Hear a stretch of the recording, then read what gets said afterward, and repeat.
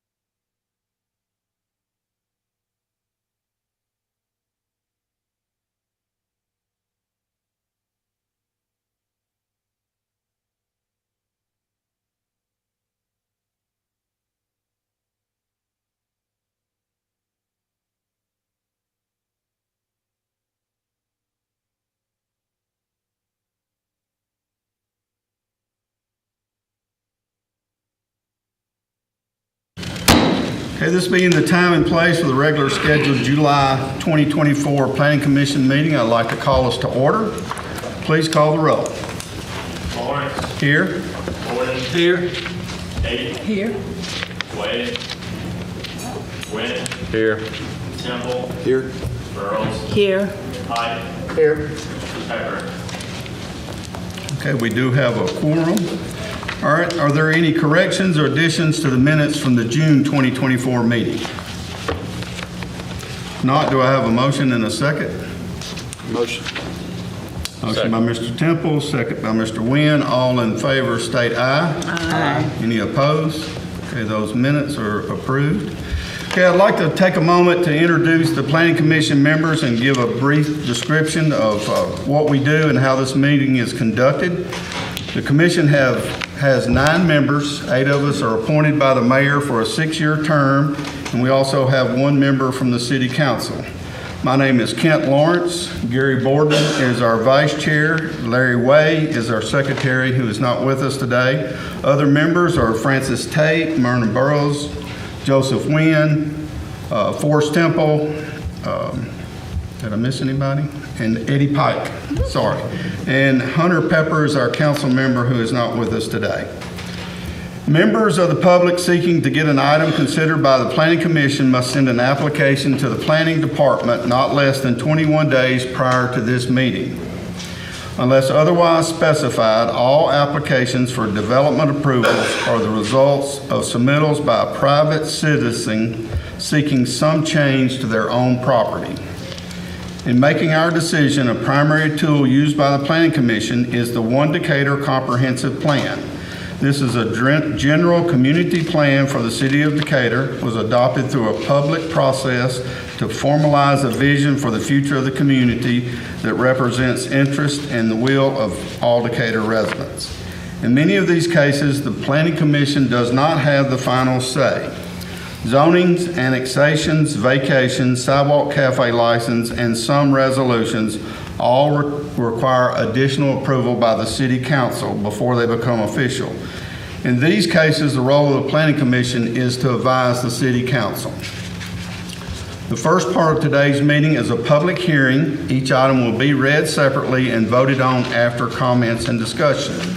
If you wish to comment on an item, we ask that you come forward to the microphone, state your name and address, and make your comments. We ask that you keep your comments to 3 minutes or less. After the case that you're here to comment on or hear about is over, you're free to leave or stay if you would like. Okay, today's public hearing, we have these types of requests. We have rezonings. This is changing the current zoning of a property to a different zoning. The commission will vote to recommend or not recommend the zoning change to the city council. If an applicant wishes to go to the city council without recommendation from the planning commission, they can do that, but they should notify the planning department via email or in writing tomorrow. And the other thing we have are preliminary plats. This is the second step of a subdivision process and will have construction plans included. All right, Mr. Williams, if you'd please read the first case. All right, y'all. I'm Tommy Williams with the City of Decatur Planning Department. And first we have rezoning 1424-24. It is 102 acres. The current zone is AG2 Agriculture. The applicant is the City of Decatur. The location is southwest of 203366 Bibb Garrett Road. Their request is to rezone 202 acres from AG2 to RD redevelopment. The proposed land use is redevelopment, and One Decatur future land use is regional mixed neighborhood and flex employment center. One Decatur street typology is Bibb Garrett is a local street, and there are no conditions to be met. Point of information is any relocation of utilities would be at the owner's expense, and any relocation needs to occur before construction. I just want to clarify that the total acreage is 202. Yes, sir. Okay. All right, is there anyone from the public that would wish to speak to this request? Yes, sir.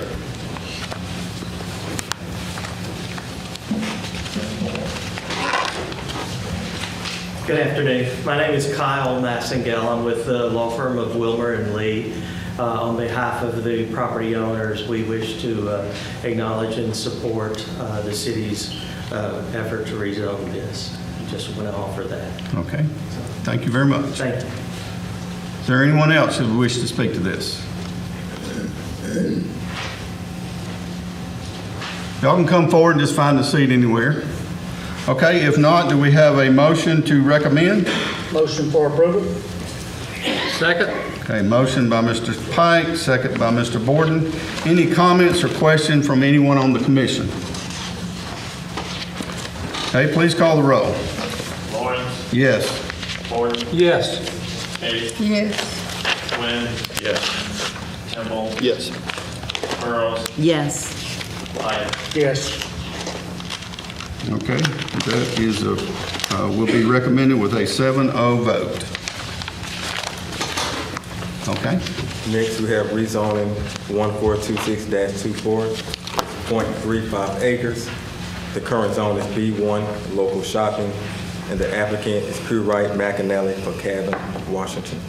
The location is 211 West Moulton Street, and the request is to rezone 0.35 acres to B2 general business. Proposed land use is commercial. One Decatur future land use is urban edge mixed use, and One Decatur street topology is West Moulton Street is a principal arterial. There are no conditions to be met. I would also like to note that there were about 12 letters of support sent from the surrounding people in the neighborhood. Y'all have those letters in the back of your binders, and I just wanted to note that, let it be noted that the applicant did have support. and we've all reviewed those letters. Okay. Is there anyone from the public who would wish to speak to this request?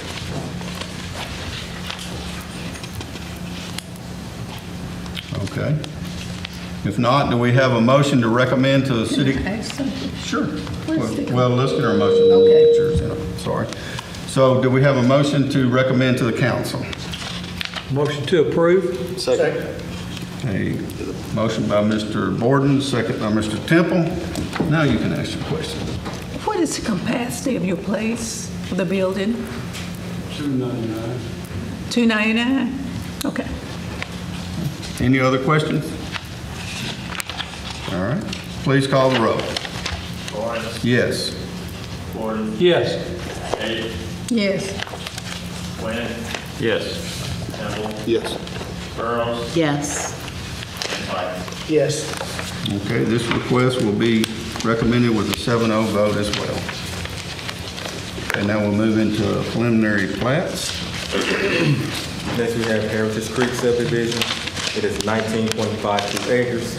The current zone is R5 patio homes, and the applicant is Pure Right McAnally for Habitat for Humanity. The location is Moulton Heights Road, and their request is to construct 76 parcels on 19.52 acres. Proposed land use is residential, and One Decatur future land use is mixed neighborhood. One Decatur street topology is Moulton Heights. It's a local street, and conditions to be met is number one, please add square footage to the corresponding parcel. Number two, please add the plat note stating sidewalks for individual lots should be constructed and completed before any CO will be issued and are the responsibility of the home builder. Number three, please provide a short gas main from Bedford Drive, and please provide a gas commitment letter. Point of information is any relocation of utilities will be at the owner's expense, and any relocation needs to occur before construction. Okay, is there anyone from the public who wish to speak to this request? Yes, sir. Yeah, and just, first meeting I ever attended here, so I apologize if I asked some dumb questions. Okay, first, if you'd state your name and address. Yeah, Mike Faruqi, 328 Harris Mountain Drive. Okay. There's 371 new residential homes that you guys will be looking at today, as I counted the numbers. And then there's a status of zoning ordinance rewrite in the process. Where's the city in that? Because we just changed a whole bunch of things from one zone to another. Right. Well, we haven't pass the new zoning ordinance. We expect that to be on the last council meeting of this month, is that correct? Potentially to be on that. And at this time, we're recommending that if they approve that and pass it, that they put it with a January 1st start date. So you've all looked at it and said this is verily where we want to go with it? Yes, sir. Okay. Yes, sir. So then the 100, And most, just let me explain, most of the zoning things, the name changed. In a zoning district, there's not a lot of change in the requirements. There is some, but mainly it's just a name change. okay. But there, in the Decatur 1 plan, there's a thing called a QP 1-1.3. It says conduct a return on investment analysis for major development proposals. Where does that get done? And who evaluates that? Well, it wouldn't be done by us. I could answer that. I would think that would be something that either the city council would request to be done on a certain area of town, say across the river or something like that. But it's not something that the planning commission would conduct. Well, yeah, I would suspect that the city department or community development or whatever that planning director would be, would provide that to you before you take a look at all this stuff and start making decisions upon it. Because return on investment means we're saying this is worth us doing or it's not. Well, but there's no investment from the city in this. Well, This there's community involvement, there's community activities, I think there's a requirement somewhere in there talks about new residential areas having like sidewalks mandated and park space and things like that. And that's all in there. That's Is all that in in- subdivision is that in regs. there? Yes, sir. You know, we even mentioned that the sidewalks would have to be completed on each lot before a certificate of occupancy was granted for that lot. There's not a requirement for a park. No, parking, he said. A No, park. All single-family homes have to have at least 2 off-street parking spaces. Now, does this body also take a look at adopting a strategic annexation policy? Not strategic, no, sir. So who on the Decatur 1 plan would be doing that? If there's an annexation requested, it would come to us first. But you're up here asking to this specific hearing, and you're getting off into things that don't pertain to this, actually. Well, actually, I mentioned it was a process question. Right. And my question is, how does this process work? Right. Having never been to one of these meetings before. And I know the next step going to city council will be a rubber stamp of approval and it will go forward. I haven't seen one actually be denied. I've seen some tabled, I have seen. But I'm just trying to understand the policy so we can get ahead of this as an issue, because I don't think we're. This actually does not go forward to the city council. Okay, but the other one you just did. Yeah, the zoning does. Okay. Right. Okay, thank you. You're welcome. Anyone else? Okay, if not, do we have a motion to approve? Can I ask my question? Yes, you sure can. Well, no, we got to get our motion first, I'm sorry. Same as last time. Motion for approval? All right, motion by Mr. Pike, Second? second by Mr. Gordon. Now you can ask your question. I would like to know, do we have any information on the ratio between developers, property developers that will be doing property there and versus the Habitat homes? So where it stands now, I'm Mr. Nathan Tomberlin, here at McAnally, 310 8th Avenue, 35602. All right, so right now, we are waiting, we got to get the plans bid out. We don't know what hard numbers we're going to get in right now with the bids for Habitat for Communities to make a decision on how many lots they're going to have to sell to pay for this development. We don't know that answer right now. So as of right now, we have to get the project bid out and get hard numbers back from contractors. And still, I mean, it probably won't be until we actually have lots on the ground, until we know, because the price of building a subdivision and putting lots on the ground varies. You know, how much undercut are we going to have? You know, are we going to run into areas to where we're going to have to cut out 20,000 cubic yards and bring 20,000 cubic yards? Well, that changes your bottom line. So, I mean, we won't know until we actually have lots on the ground and ready to be final platted, quite frankly. So Well, that's but kind we of- will get the information, and, you have contingent money. I understand you cannot foresee everything, that's why you have contingent funds. But I want to know that we will get that information, and it will be on record. That's what I'm asking. We'll know that. Okay? Thank you. All right, any other questions? Yes, sir. They have to have it on the next one, right? No, that's this one. Okay, That's this one. okay, I'm sorry. I had my down. All right, no further questions? Please call the roll. Lawrence, Yes. Gordon, Yes. Day, Yes. Quinn, Yes. Campbell, Yes. Burrows, Yes. Hyde. Yes. All right, that is approved with a 7-0 vote.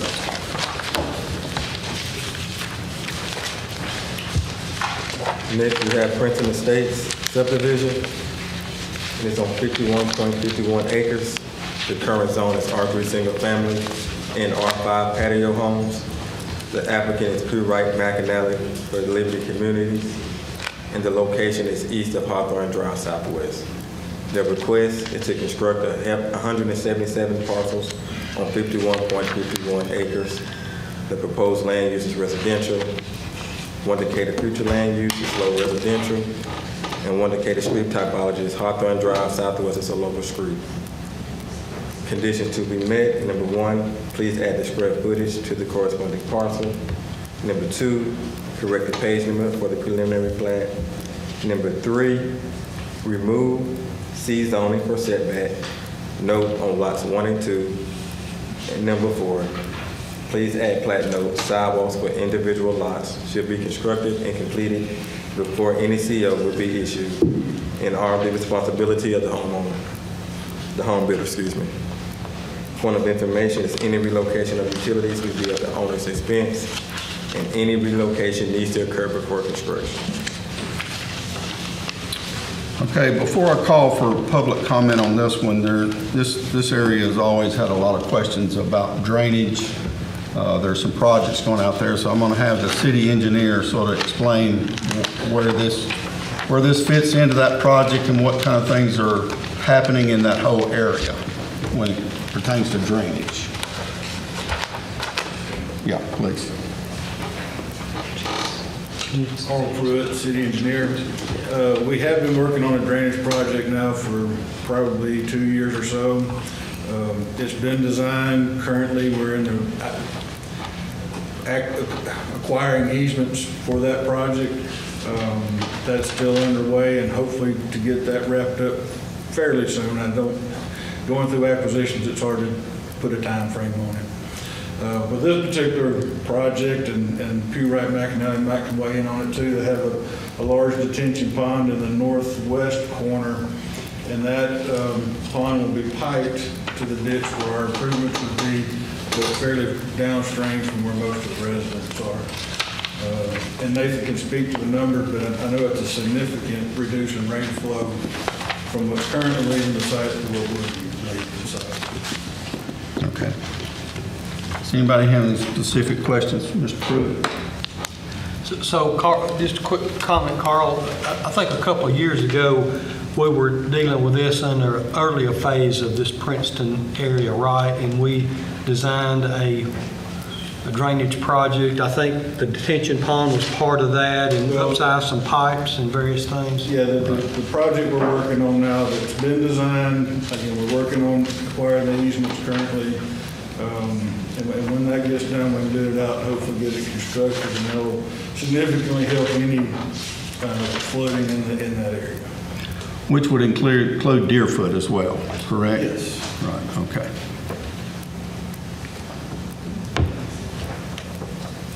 Nathan, you have anything to add? Well, yeah, so Carl had mentioned about drainage. We're very aware of the drainage situation that's going on out at that site. And also I'll note, this subdivision located anywhere else in the city and not where it's located now, the big square you see there would be about half its size. So we're aware of the drainage issues that's currently existing out there, which we have designed a pond which grossly exceeds the capacity that's required by the city of Decatur. I mean, we're detaining the 100-year storm. I mean, it's going to be a gross improvement on the drainage situation out there, since we're going to have a very oversized retention pond for this subdivision.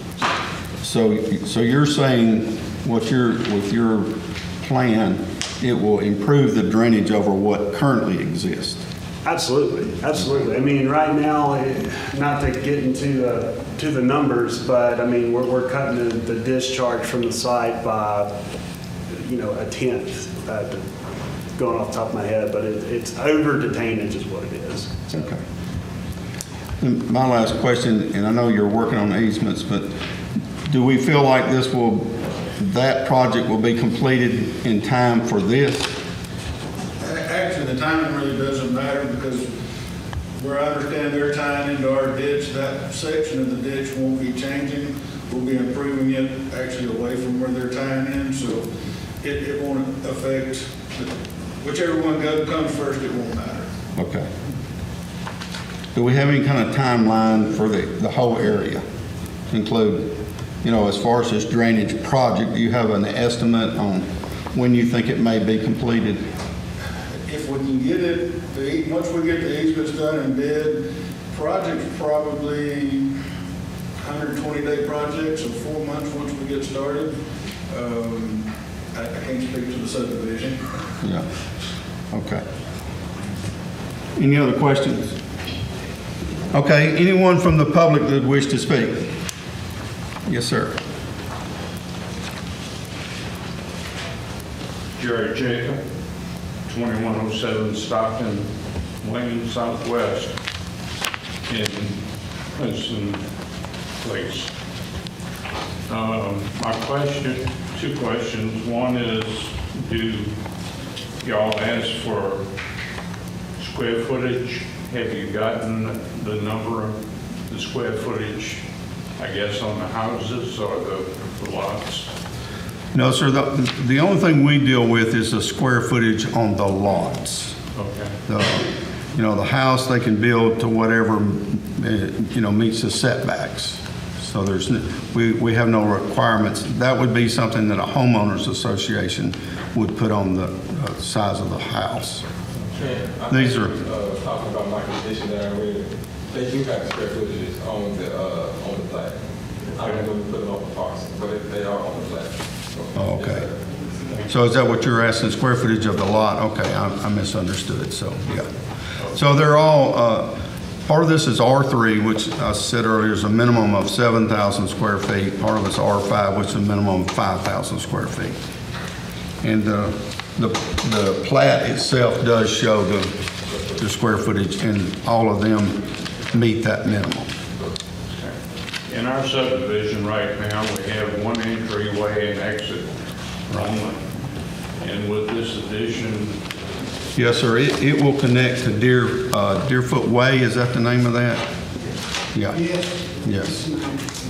It will connect to that. okay, so it will add at least one Right. additional street. Yes, sir. Sure will. Thank you. You're welcome. Anyone else? Yes, sir.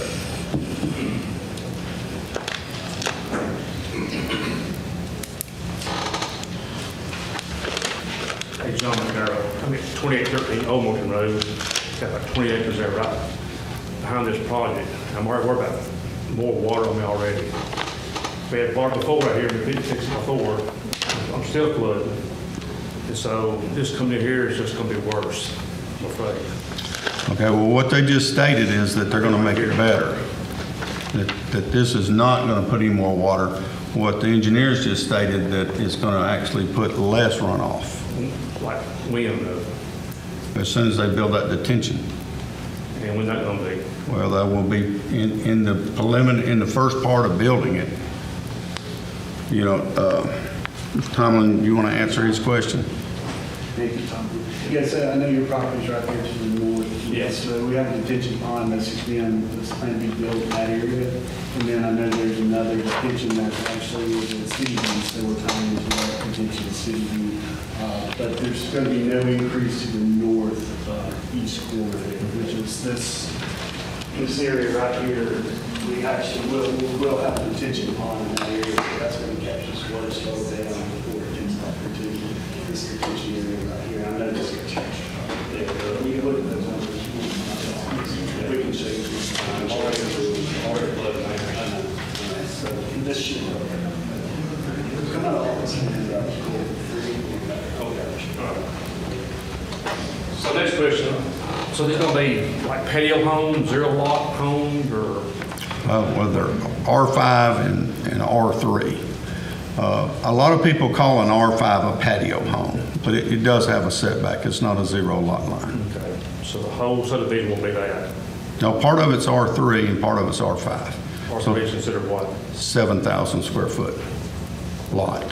And the R5 is a Is 5,000 that square like a foot. state lot, more or less, or? Well, there are a lot of subdivisions in Decatur that are R3. What's one out? Crown Point, whatever addition, Crown Point. The latest one at Crown Point, that's all R3. Okay. All right, thank you. You're welcome. Anyone else? All right.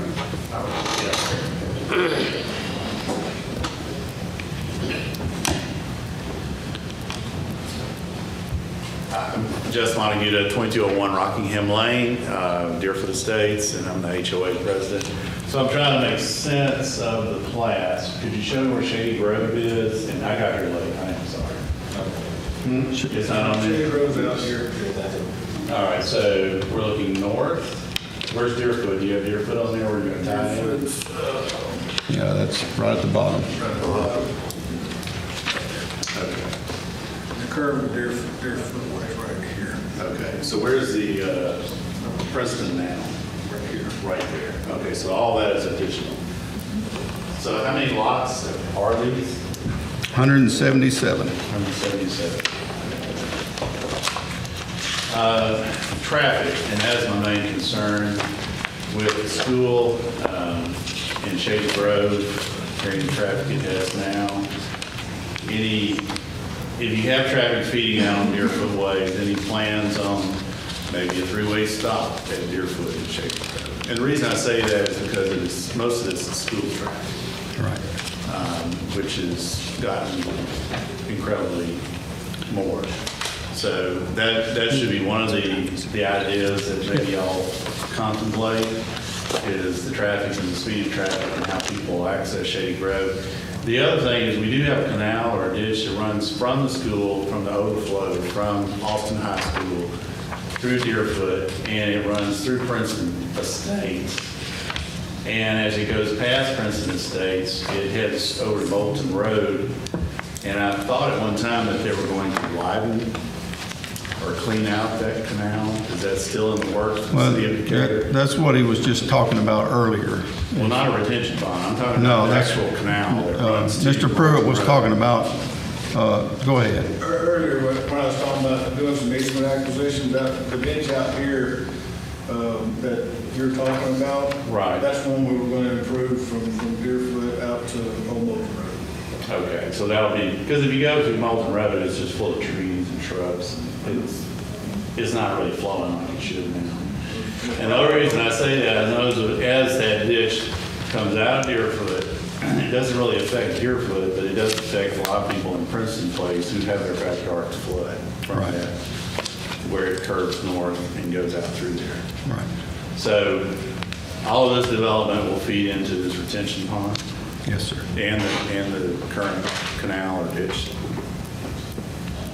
Well, the retention will, Mr. Tomlin, you want to answer that a question again? He's asking where this detention will, Well, you got, for other reasons too, you got water flow now that's going to come out of the softball fields.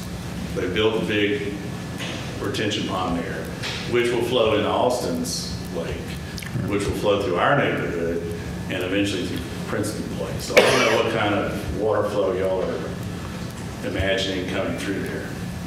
Well, that's all in this part that we've been working on for a few years now, and that's what Mr. Pruitt was talking about. We're still trying to get acquisition, right away to improve that drainage for that whole area. So there's about to be a whole lot of parking lot and hard surface with softball fields, and with this, that's going to now feed into that one canal that goes through there. So that improvement will be done before the subdivision. Well, that was a question I asked a few minutes ago, and You don't know that? We talking about the ball fields by Austin? No, not brand new. Oh, yeah. Well, there's ball fields by Austin. There is built a big retention pond there. But that actually retention pond also overflows into a retention pond at Austin High School, which overflows into a ditch that runs through Deerfoot and Princeton Place. So, and now you're going to have more hard surface. So that's my question is, will the ditch be And all the expanded? All the retention pond you're talking about is what slows the water down to allow us for the ditch to try to handle what's there now. And what I do with the other project will just enhance everything. But all these detention ponds is what slows it down for all the hard surfaces you're talking about in the project. I mean, I'm not against the project. I'm just saying there's a whole lot of hard surface in the future here, from subdivision to softball fields, and it's all flowing through one ditch. So right. that's my question. All right, thank you. And that's what we were trying to have explained up front, is that improvements are being made to that one ditch, if you want to call it, to handle all this. Someone else? Yes, sir.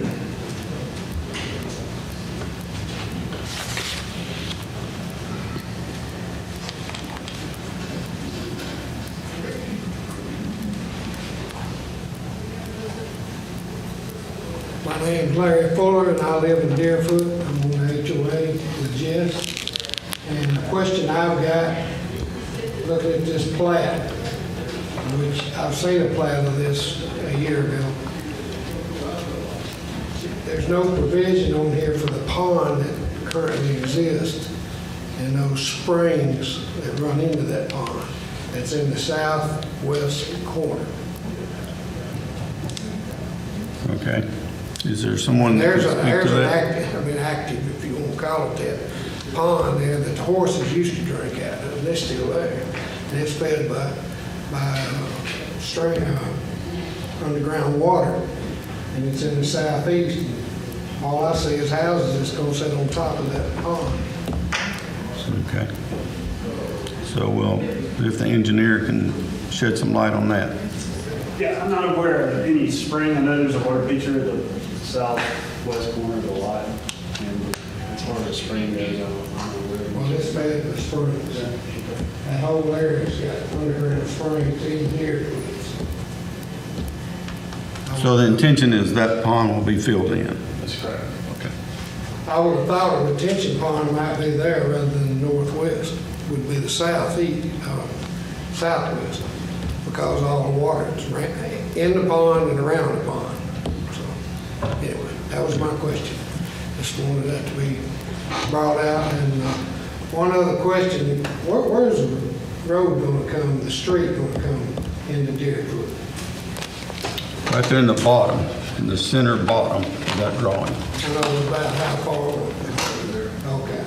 Well, my concern, I've got another concern. Excuse me. I live right here in Deerfoot. My house backs up to all of this. And that street comes out, I get to see car lights all night long in my living room. If it's not taken into consideration and kind of moved over just a little. You know, we talked about this common area, Kent, before, and Ladder. But anyway, I just want that to be brought out. I mean, I'd like to not see car lights at night because it's just a street between my house and this. And that's about 40 feet wide. And if that street comes out, just like that was my house on that screen, this is the street, but, you know, every time somebody comes out through there, you'd see car lights and I had that one time in Trinity, and I hope I don't have to have that again. So that and the pond are two big considerations. That's what Jason. Anyone else? Yes, sir. Yeah, I just heard a comment back there, and it kind of hit me, because I don't know where any of these things are. You know, when I come to a meeting like this, or I watch it on television, I have no idea where this is. It would be helpful, I think, if you could produce for every one of these topics an oversized map that would drill down to this soda straw that we're looking at right now. So that we understand, okay, this is the soda straw, but before we get there, there's 3 or 4 different neighborhoods that might impact people around us.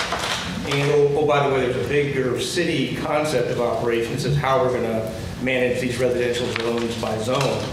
So we all can understand where we're going. Because right now, I don't know. I don't know, just a suggestion, but probably would help a lot of folks understand where this is going. Okay, thank you. This lady right over here. Yes, ma'am. Did you want to speak?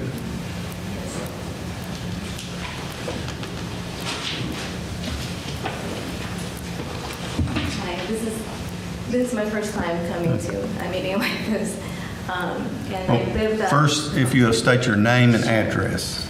my name is Carmen Sullivan, and I live at 2311 Amberley Lane. And I've been there for 3.5 years. And my experience living at Amberley Lane is it's a very nice neighborhood. And when we moved there, we didn't know some of the problems that there exist there. And one of them is that drainage problem. Right. Because, you know, my kids, we can't use our playground many times because it floods from that drainage pond at Austin High School. Mm-hmm. When it rains a lot, it heavily floods that area there. And the other thing is traffic. I didn't count on so much traffic being in the area. And I just wonder, how are they allowing all these new homes to be built when we obviously haven't solved the drainage problem that there exists? And we already have traffic problems. And, you know, what's being done about more streets Right. or that area to expand that? Well, first off, let me answer your question about the playground. And you're referring to Deerfoot, right? Right. Okay. The playground is actually built in the retainage pond for Deerfoot. So it was intentionally built to flood. So that actually is the retainage. Yeah, the playground is actually in the retainage for the subdivision. So when you do have rain, it will flood. So that it was engineered that way. Interesting. Yeah, a lot of people are not aware of that, and you know it's nothing wrong with it. It was a good use of the retainage when it's not flooded. You know, it makes it something that could be used. But it's not being maintained as nicely as it could if it didn't flood. Well, that wouldn't be up to the city. That would be up to the subdivision themselves to maintain it. As far as the drainage, which everybody has concern about that, the city is aware that there's a drainage problem out there, and that's why I wanted Mr. Pruitt to speak first. You know, there are things being done to correct those problems. It has not been accomplished yet, but it is still in the works to solve these problems. When we put a new subdivision in, as this one, there is retention so that you don't add water to the problem that's there. In other words, it's held back until it all can drain and not cause flooding to another part of the area. So theoretically, what he explained to us is this new subdivision will help the problem out there versus making it worse. So when there's a lot of rain in the area, this will help it because it gives it a place to go. But wouldn't it be wise to wait a little bit until that's done, to maybe solve some of the problems first? Like the traffic, you know, I can't believe that it takes me so long to get from my house to come here. Right. You know, it takes such a long time because we only have those two lane streets. Right. Going everywhere. So In a perfect world, yes, it would be. The thing is, the city's not the landowner. You know, there's somebody that owns that land and they want to develop it and they have the right to develop it. And what as long can as we do, like as homeowners, what is it that's something that we can do so that to improve our quality of life? with traveling and using the city streets. What can we do to slow some of this growth down so that the city maybe has a chance to catch up to that? Buy the land yourself. So we can only stop because the city doesn't have a master plan for building roads.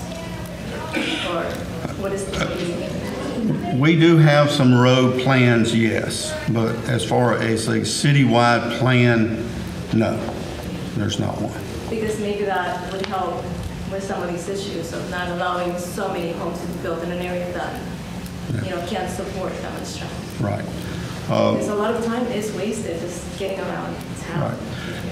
During school, going and coming, there is a lot of traffic on that road, but on the average, Carl, do you remember the numbers? I mean, we're like at 60% capacity on Shady Grove, correct? I don't remember what Shady Grove was, but yeah, it's not even close to capacity. Yeah. So by standards, by federal standards, the road is large enough to handle the traffic. There's times of the day with any street anywhere where you're going to have a delay.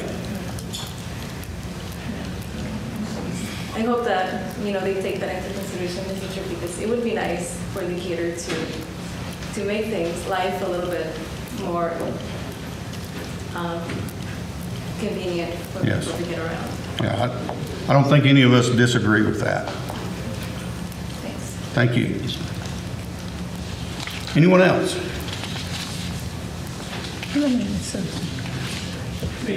Yeah.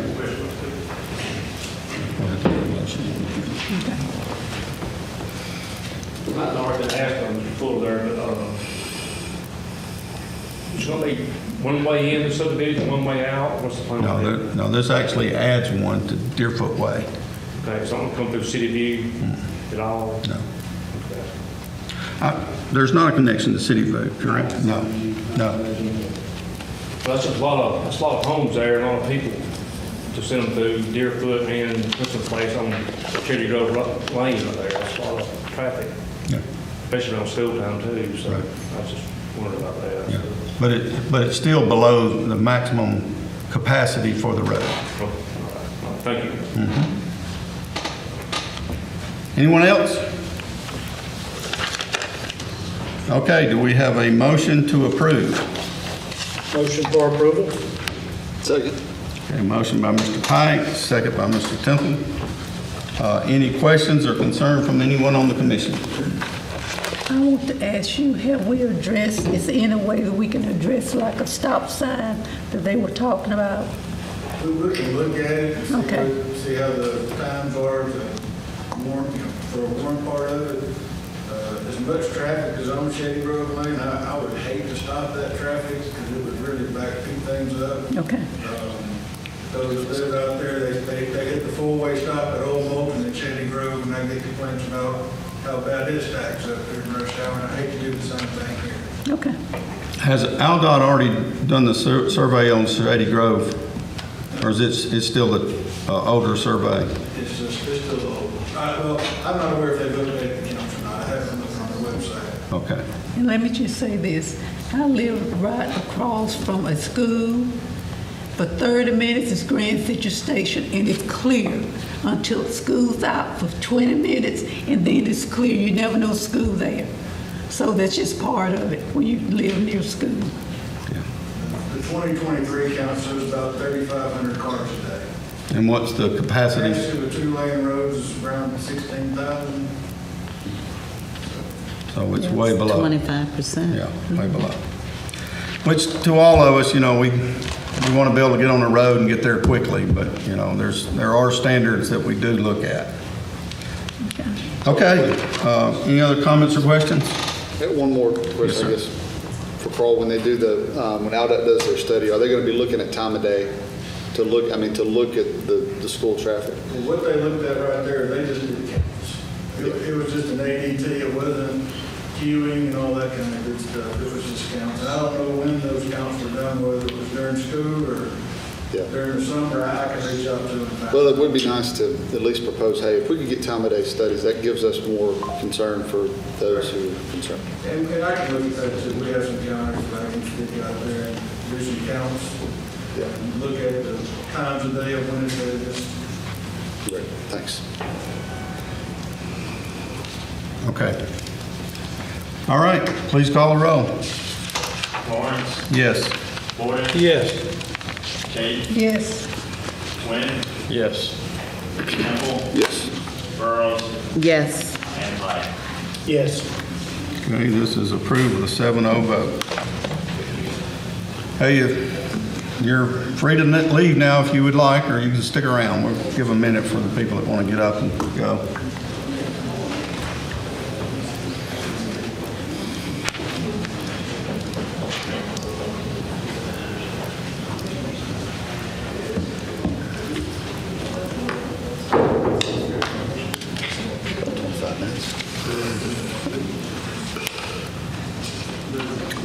Okay, we're going to move into the consent agenda. I'm gonna read that. Okay, the next part of our agenda is the consent agenda. This is the part of the agenda that the Planning Commission does have final decision on all the requests. These items are read together and voted on as a group. Today we have site plans. This is proposed developments on a collector street or above. Plans show building placement, parking, circulation, and landscaping. Certificates to subdivide or consolidate. This is a one-step process to subdivide or consolidate no more than 3 lots. A survey is required. Layout plats. This gives a general idea of the layout for a new subdivision. And then a final plat comes after the preliminary stage where construction details are worked out and the public hearing has been held. This is where we get approval to bond the improvements. After all cases have been read, you'll be given an opportunity to come speak to any of the cases that you wish. Okay, if you'd read the first case. Site plan 679-24 is on 29.68 acres. The current zone is M-1A Expressway Commercial. The applicant is Pre-Wright McAnally for Land Services, LLC. The location is the fairgrounds, and their request is to approve their site plan. Proposed land use is institutional, and one Decatur future land use is major institutional/city. One Decatur street typology is fairgrounds roads are collected urban, and there are no conditions to be met. Point of information is any relocation of utilities will be at the owner's expense, and any relocation needs to occur before construction. Site plan 680-24. It is on 55.85 acres. The current zone is ID institutional, and the applicant is Goodwin Mills and Kaywood. The location is 6505 Highway 31 North, and their request is to approve their site plan. Proposed land use is institutional, and one Decatur future land use is major institutional/civic, and one Decatur street typology is Highway 31 North is the principal arterial street. Conditions to be met. Number 1, please label the right-of-way Highway 31. Please provide a parking calculation. Number 3, please add internal circulation arrows. And number 4, please provide a landscaping calculation that explains what is required versus compared to what is provided. Point of information is any relocation of utilities will be at the owner's expense, and any relocation needs to occur before construction. Certificate 3627-24. It is on 6.7 acres. The current zone is RD2 redevelopment and M1 light industry. The applicant is Shoal Engineering for LandQuest Properties and Historical Antiques. And the location is 1556, 1558, and 1626 6th Avenue Southeast. Their request is to approve their certificate, and the proposed land use is community commercial. One Decatur future land use is community commercial, and one Decatur street typology is 6th Avenue is a principal arterial. Conditions to be met. Number 1, please extend the sewer to track 3. And number 2, please provide an additional easement for existing gas and water mains. Point of information is any relocation of utilities will be at the owner's expense, and any relocation needs to occur before construction. Certificate 3628-24, it is on .47 acres. The current zone is R4 multifamily. The applicant is Mid-South Testing. The location is 404 Gordon Drive, and their request is to consolidate 2 parcels into 1. Proposed land use is residential, and one Decatur future land use is urban age mixed use.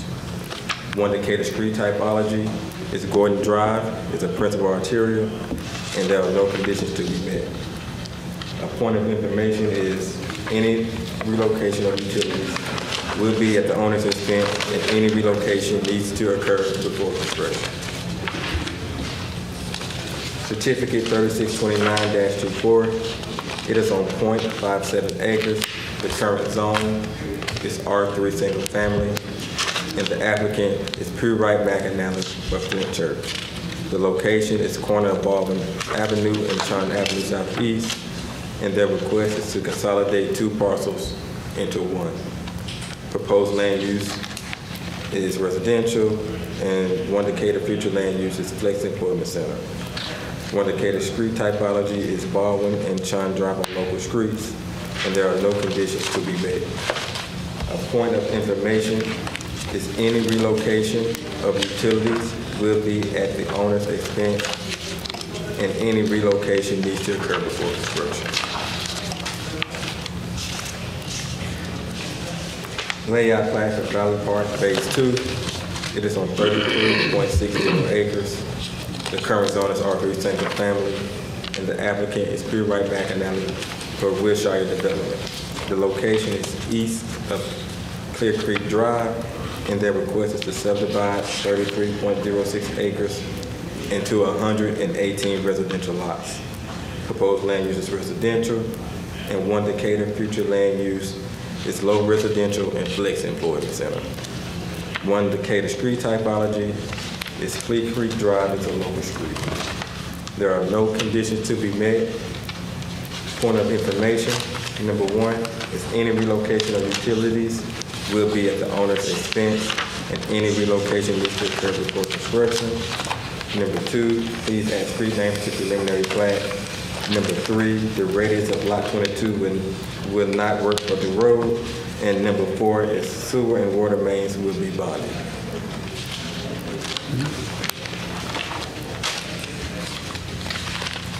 Final plat, Kinsey Meadows. It is on 7.6 acres.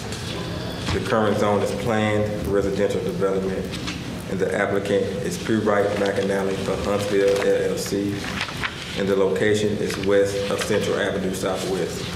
The request is to approve the final plat. Proposed land use is residential. One Decatur future land use is low residential, and one Decatur street typology is Central Avenue Southwest of minor arterial. Conditions to be met is please provide a bond for sewer and water main. And a point of information is any relocation of utilities will be at the owner's expense, and any relocation needs to occur before construction. Number 2, all street signs must be paid before the final plat is recorded. And number 3, all punch list items from the final inspection must be completed before the final plat is recorded.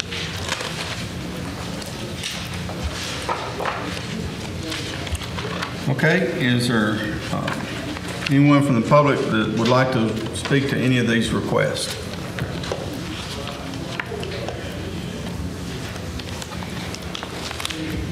Okay, if not, do we have a motion to approve? Motion to approve. Second. Second. Okay, motion by Mr. Borden, second by Mr. Wynn. Any comments or questions from anyone on the commission? Please call the roll. Lawrence, Yes. Gordon, Yes. Tate, Yes. Wynn, Yes. Temple, Yes. Burrows, Yes. Hyde. Yes. And these have all been approved, 7-0. Okay, then, other business. Other business, we have a bond reduction for Glenmont Acres Phase 1. It's 58.3 acres, and the current zone is R5 patio homes. The applicant is Pure Right McAnally, and the location is south of Pool Valley Road.